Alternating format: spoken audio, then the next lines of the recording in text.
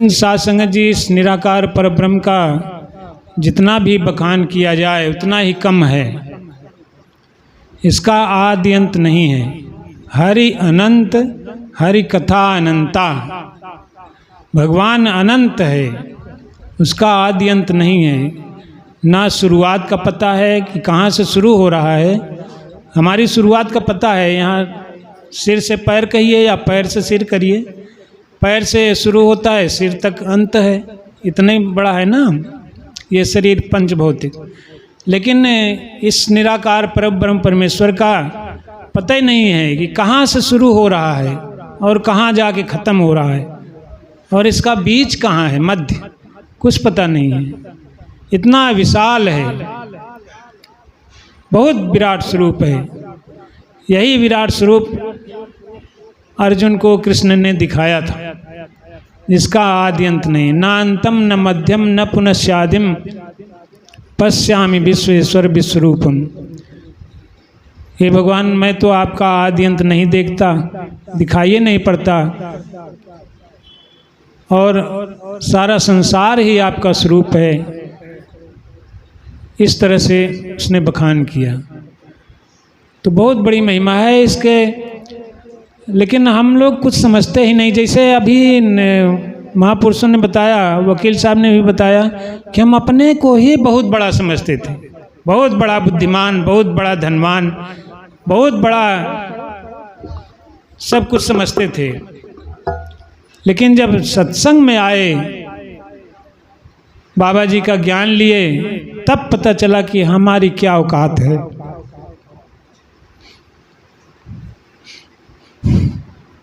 हम तो कुछ भी नहीं।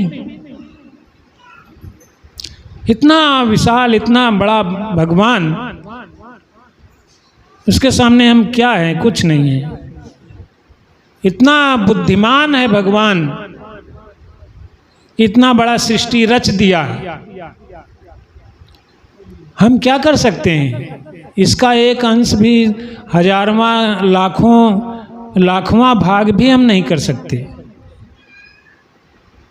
जितना विशाल ये रच दिया है भगवान ने। तो हम क्या हैं? कुछ नहीं है। कहते हैं ईश्वर अंश जीव अविनाशी, रामायण में लिखा है, ईश्वर अंश जीव अविनाशी, चेतन अमल सहज सुख राशि। जीव क्या है? ईश्वर का अंश है। कह रहे हैं कि ईश्वर का अंश जीव है। ये सारे जीव जंतु जितने जीव हैं, प्राणी, ईश्वर के अंश हैं। अंश का मतलब ईश्वर बहुत विराट स्वरूप होगा, बहुत विशाल है, बहुत बड़ा है, तो हम उसके एक अंश हैं। और मंदोदरी समझा रही रावण को, जाके बल लवलेश ते जिते चराचर झार।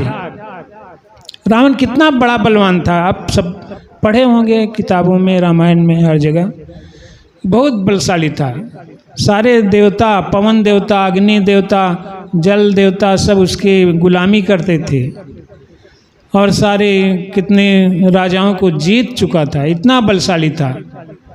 लेकिन मंदोदरी कह रही है कि इतने बड़े तुम हो, ये सब कर लिए, लेकिन जो भगवान है उसका लवलेश बल, छोटा सा अंश पाकर तुम इतना बड़े बने हो, तो उसमें कितनी शक्ति होगी इस भगवान में, अंदाजा लगा सकते हैं। तो हम तो एक अंश हैं, लेकिन अंश कैसे हैं? ईश्वर अंश जीव अविनाशी चेतन, हम चेतन हैं। भगवान का अंश होते हुए भी हम चेतन हैं। भगवान भी चेतन है। जड़ चेतन दो होते हैं। जड़ किसको कहते हैं? जड़ बुद्धि वाले भी होते हैं। जड़ आप साइंस में पढ़े होंगे। जड़ माने क्या होता है? कोई एक पिंड है जो कि अपने से चल नहीं सकता, अपने से खिसक नहीं सकता, अपने से कुछ नहीं कर सकता, उसको जड़ कहते हैं। और उसका ये गुण जो है जड़त्व कहलाता है, इनर्सिया, जड़त्व। कह रहे बड़ा जड़ है, जहाँ बैठ गया तो बैठ गया, उठ ही नहीं सकता। जो कर रहा है वो कर ही रहा है, उसको बदलता ही नहीं, और दूसरा कुछ कर ही नहीं सकता, एक ही काम कर रहा है, कर रहा है, करते जा रहा है, तो वो जड़ होता है। जो बात उसके मन में घुस गई तो घुस गई, दूसरी बात घुसती ही नहीं। तो ये जड़ है, इसका ये गुण जड़त्व है। लेकिन हम चेतन हैं, भगवान चेतन है, सब कुछ करने में समर्थ है, चेतन है, और इसी का अंश हम हैं, तो हम भी चेतन हैं। तो वही कह रहे हैं, ईश्वर अंश जीव विनाशी, चेतन और अमल। अमल माने इसमें कोई विकार नहीं है, भगवान में कोई विकार नहीं, तो हम इसी के अंश हैं, हमारे में भी कोई विकार नहीं है, हमारे स्वरूप में। सहज सुख राशि, स्वभाव से ही ये सुख का भंडार है। सुख राशि माने, राशि क्या कहते हैं, राशि माने भंडार, भंडार। जैसे अनाज का राशि कहते हैं ना, गेहूँ माड़ दाए के उसाए के रख दिए, कहते हैं राशि है, इकट्ठा है, इतना ढेर है। तो सुख का भंडार है, ढेर है ये जीव जो है। सहज रूप में, स्वाभाविक रूप से सुख का भंडार है, लेकिन फिर भी हम सुखी है ही नहीं हैं। सभी दुख का रोना रोते हैं कि हमें ये दुख हो गया, हमें वो दुख है गया, हमें बड़ा कष्ट है, हम बड़े दुखी हैं, जबकि सुख का भंडार है, लेकिन दुख का ही रोना रो रहे हैं हम जीवन भर। तो हमको ये जो है, ये जड़त्व जो है, ये बदलना पड़ेगा। हमारे अंदर जड़त्व है जो हम दुखी हैं, तो उसको सुख में बदलिए, अपने से बदलना पड़ेगा, हम सुखी हो जाएं। उसका उपाय जो है सत्संग में मिलता है सुखी होने का। तो सहज सुख राशि, सहज रूप से हम सुख का भंडार हैं हमारे अंदर। और ये अंश कैसे होता है? ऐसा नहीं कि बहुत बड़ा सा कोई चीज़ है, उसमें से काट के थोड़ा सा निकाल लिया, वो उसका अंश हो गया, ऐसा नहीं। जैसे कोई फल है, पपीता है, अमरूद है, या रोटी ही है, रोटी, तो उसका थोड़ा सा एक भाग काट लिया, निकाल लिया चक्कू से या किसी चीज़ से, तो कहते हैं ये इस सेब का थोड़ा सा अंश अलग कर लिया। तो इस तरह से अलग होने वाला अंश हम नहीं हैं, अलग नहीं है, भगवान से अलग नहीं है, अंश हैं लेकिन अलग नहीं है। क्योंकि द्वैत हो जाएगा, फिर दुविधा हो जाएगी, द्वैत, दो चीज़ें हो जाएगी, दो नहीं है, एक ही है। उसका अंश इस तरह है, जैसे कपड़ा है, पूरा कपड़ा है, तो हम जो हैं इसका एक अंश पकड़े हुए हैं। एक अंश हम पकड़े हैं कि नहीं पकड़े हैं? पूरा कपड़ा नहीं पकड़े, पूरा कपड़ा पकड़ेंगे तो ऐसे हो जाएगा, पूरा कपड़ा पकड़ लिए नहीं, हम एक इसका अंश पकड़े हैं, एक भाग। तो ये भाग इस कपड़े से अलग नहीं है, पूरे कपड़े से अलग नहीं है। और जो जो गुण इस कपड़े में है पूरे, वही गुण इस अंश में है। इस तरह हम अंश हैं इसके। जैसे समुद्र है, समुद्र का अंश जो है एक बूंद होती है, एक लहर होती है उसकी, लेकिन लहर जो है समुद्र से अलग नहीं है, बूंद जो है समुद्र से अलग नहीं है। लहर में या बूंद में वही गुण है जो समुद्र में है पूरे। तो इस तरह से हम इसके अंश हैं। हमको सुखी रहना चाहिए, हमेशा खुश रहिए, सुख रहिए। अगर कोई तकलीफ है तो यह मायावी है, शारीरिक है, मानसिक है, उसका जब हम ईश्वर के अंश हैं तो अपने स्वरूप को पहचाने और उसके दूर करने का उपाय करें। दूर हो जाता है सत्संग के माध्यम। सत्संग जो है ना, बहुत बड़ी चीज़ है। कहते हैं अमृत जो पी लेता है अमर हो जाता है। अब खोजते रहिए, अमृत कहीं मिलता नहीं है, खाली किताबों में मिलता है कि अमृत लेके भाग गए थे देवता लोग, पी लिए, अमर हो गए, समुद्र मंथन में निकला था। लेकिन वो सब छोड़िए, उसको पढ़ते रहेंगे उसमें और घूमते रह जाएंगे। अमृत है क्या चीज़? अमृत इस निराकार परम ब्रह्म परमेश्वर का ज्ञान है। यही ज्ञान ही अमृत है।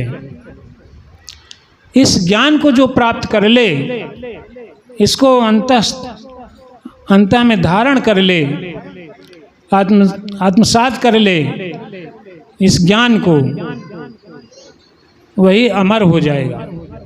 अमर हो जाता है माने हम अपने अंशी के साथ हो जाते हैं, लग जाते हैं। हम अंश नहीं रह जाते, अंशी हो जाते हैं, अमर हो। जैसे भगवान अजर अमर अविनाशी है, निर्गुण निराकार निर्मोहा नित्य निरंजन सुख संदोहा। भगवान इस तरह का है। भगवान का ये व्याख्या है, ये भगवान की पहचान बता रहे हैं, गुण बता रहे हैं। निर्गुण है भगवान, निर्गुण है, गुणों में नहीं आता है। जो 3 गुण है ना, सत रज तम, इसमें नहीं आता है। निराकार, निर्गुण निराकार निर्मोह, निराकार है। इसका कोई रूप रंग आकार नहीं है। रूप रंग आकार नहीं है तो इसकी फोटो नहीं बन सकती, इसकी मूर्ति नहीं बन सकती। निर्गुण निराकार, इसके निराकार है, इसके हाथ पैर आँख कान कुछ नहीं है, एकदम निराकार है, कोई आकार रंग रूप नहीं है। निर्मोहा, इसको किसी का मोह नहीं है। नित्य, नित्य माने रोज रहने वाला, रोज है, हमेशा है। रोज माने हमेशा रहने वाला है, सब दिन पहले से था, पता नहीं कितने साल से, अरबों खरबों साल से है, आज भी है, और पीछे फिर हमारे न रहने के बाद, सृष्टि न रहने के बाद भी रहेगा, अरबों खरबों साल तक रहेगा, कुछ पता नहीं कब तक रहेगा। ये है नित्य माने हमेशा रहने वाला। नित्य निरंजन सुख संदोहा, इसको ध्यान करिए। और सुखी, सुख रूप है। तो ये भगवान का वर्णन है। हम जिस भी भगवान को मानते हैं, मूर्ति को मानते हैं, फोटो को मानते हैं, या कहीं भी जाते हैं किसी को मानते हैं, उससे मिलाइए कि ऐसा ही भगवान है कि नहीं है जिसको हम मान रहे हैं, पूजा कर रहे हैं।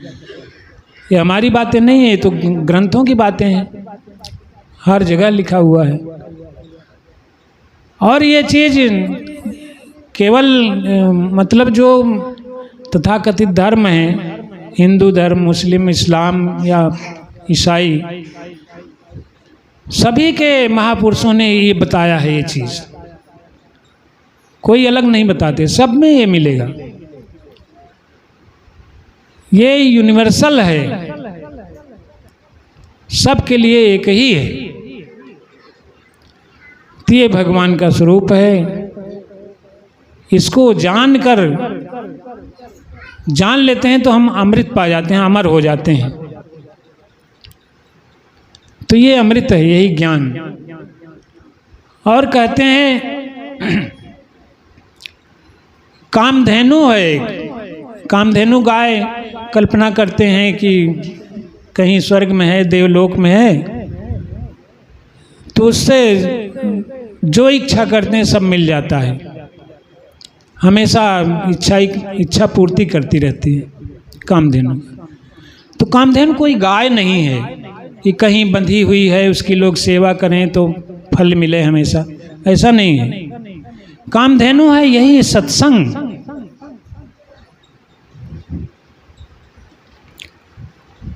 इस सत्संग में आकर के आपके अंदर श्रद्धा है, दृढ़ विश्वास है, जो कुछ मांगेंगे सब मिलेगा, सब मिलता है। हमें केवल ज़रूरत है इसके अनुसार जीवन बनाने की, इसके अनुसार चलने की, जो कि अभी महापुरुषों ने बताया मर्यादा। जो इसमें बताया जाता है, जो हमारी मर्यादा है उसको पालन करना पड़ेगा, सब कुछ मिलेगा।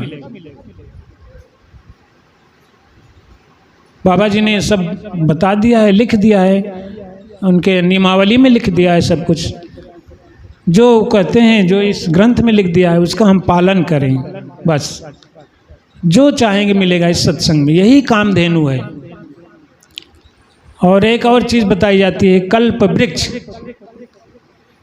कल्प वृक्ष कोई पेड़ नहीं है कि कहीं बड़ा भारी पेड़ लगा हुआ है, उसके नीचे बैठ जाएंगे तो हमको बड़ा सुख मिलेगा, जो मन में इच्छा होगी सब हमको मिलेगा। कहीं स्वर्ग में पेड़ नहीं है कोई कल्प वृक्ष का।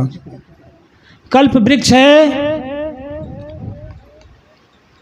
सदगुरु की छत्र छाया,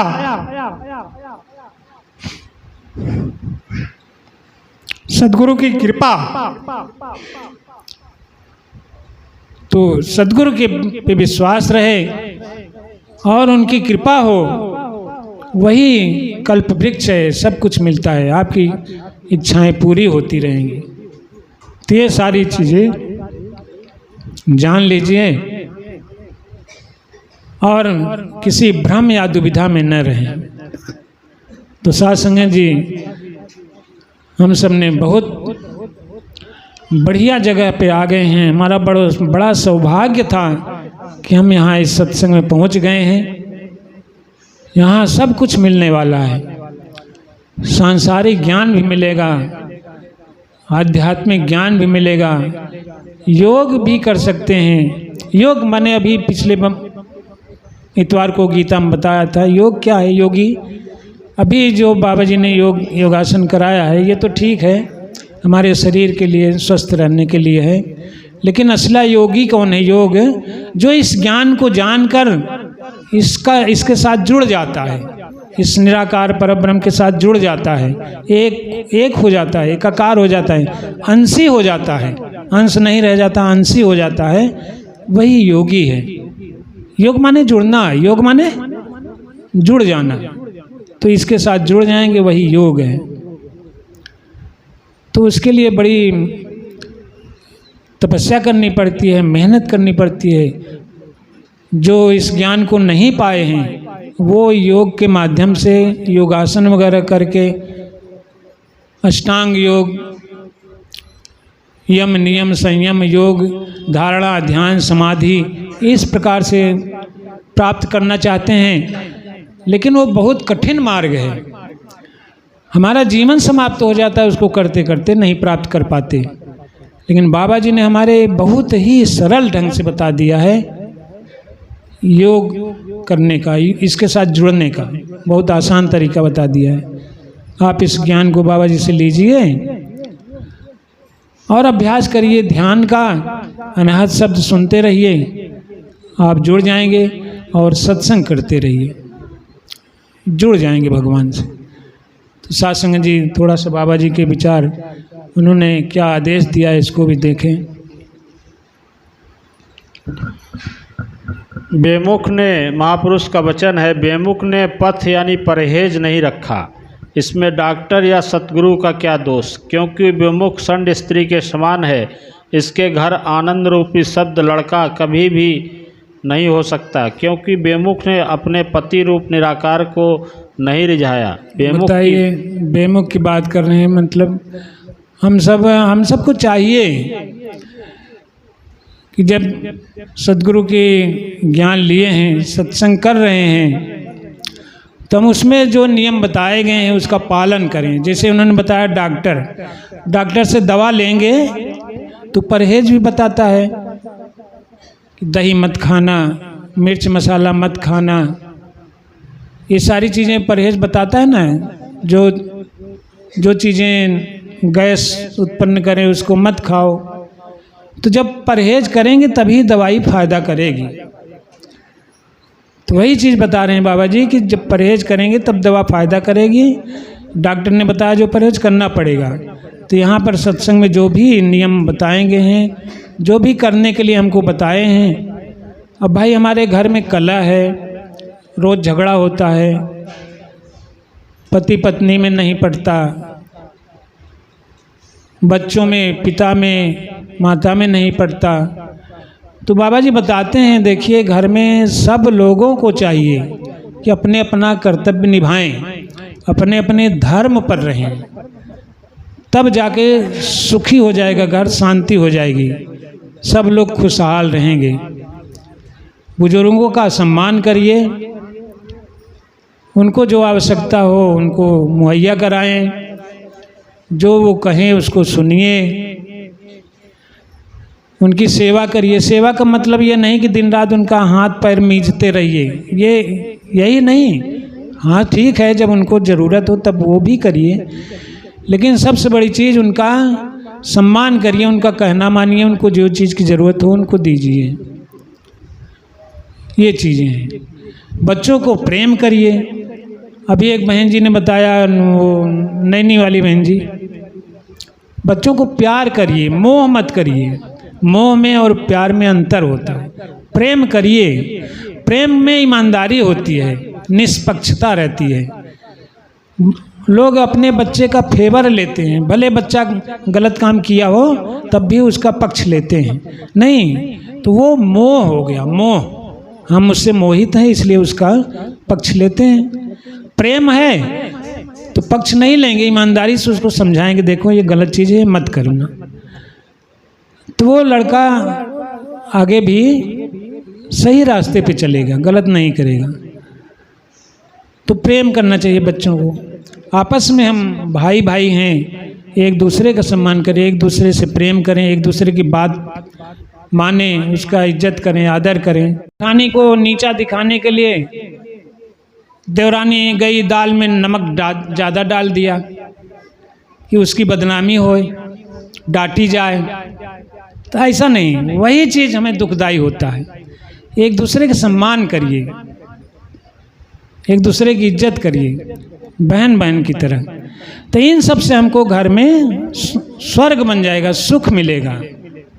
यही सब सुखी होने का तरीका है, बाबा जी यही बताते हैं। ये तो सामाजिक रूप से। मानसिक रूप से भी हम मन में काम, क्रोध, लोभ, मोह ये सब निकालें, दुर्गुण। मन की सफाई करें।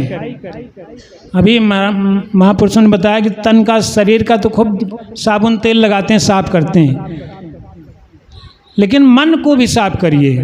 मन में दुर्गुण ना हो, वही चीज़ फिर आ जाती है। जब मन में हमारी गंदगी रहे तो हम व्यवहार भी उसी तरह करेंगे।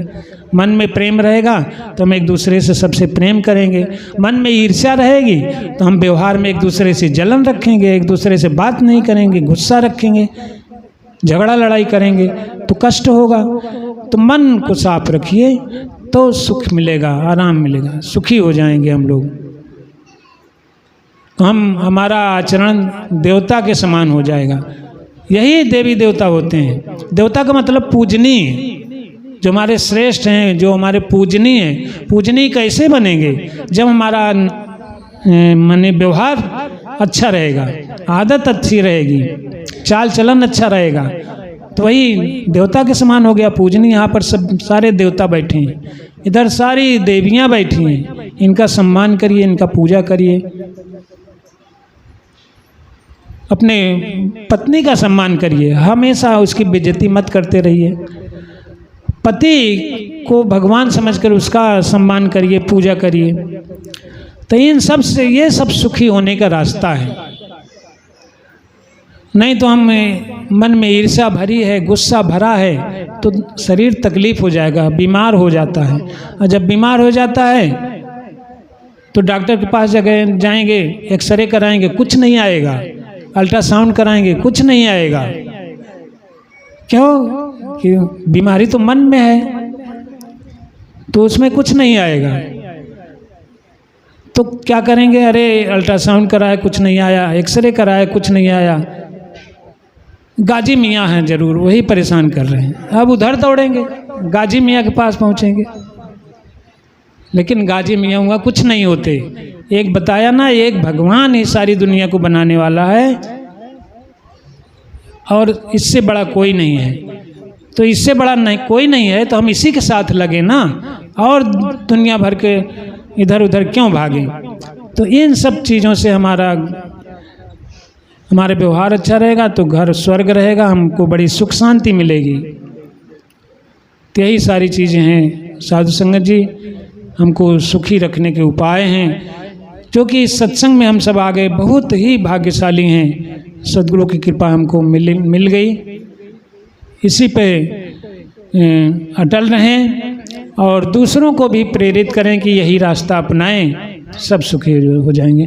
बोलिए सद्गुरु भगवान की जय।